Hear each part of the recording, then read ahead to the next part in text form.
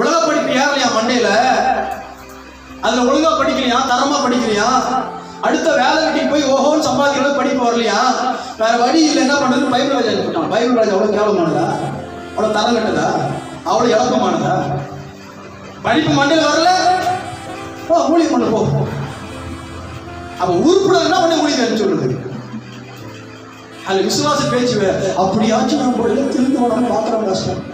ஏன் 8வது படிக்கும்போது சொல்ல வேண்டியதானே, என் பிள்ளை எவ்வளவு பெரிய படிப்பு படிச்சிருந்தாலும், எவ்வளவு திறமை படிச்சாலும் என் பிள்ளைய ஊழியம் செய்ய வைப்பாங்க. அன்னைக்கு தீர்மானம் பண்ணியிருந்தா உலக படிச்சிருப்பான்ல. ஆண்டவர் பைத்தியத்தை ஞானமா மாத்திடுவார், அது வேற. ஆனா ஞானமா இருக்கிற பிள்ளை யாராச்சும் ஒப்புடுவோம். அவளை சரி சொல்லுவாங்க, என் பிள்ளை இங்கிலீஷ்ல டாப்புங்க, என் பிள்ளை டெக்னாலஜி டாப்புங்க, இப்பயே அவளை போல இவ்வளவு ஞானம், இவ்வளவு கண்டுபிடிப்பு, ஸ்கூல்ல அவன் தான் டாப்பு, ஸ்போர்ட்ஸ் அவன் டாப்பு, அப்படி சொல்ற பெற்றோர் யாராச்சும் என் பிள்ளைங்க இவ்வளவு திறமையா இருக்கிற என் பிள்ளைய ஆண்டுகள் கொடுக்குற யாரும் சொல்லுவாங்க கேட்டு பாருங்க.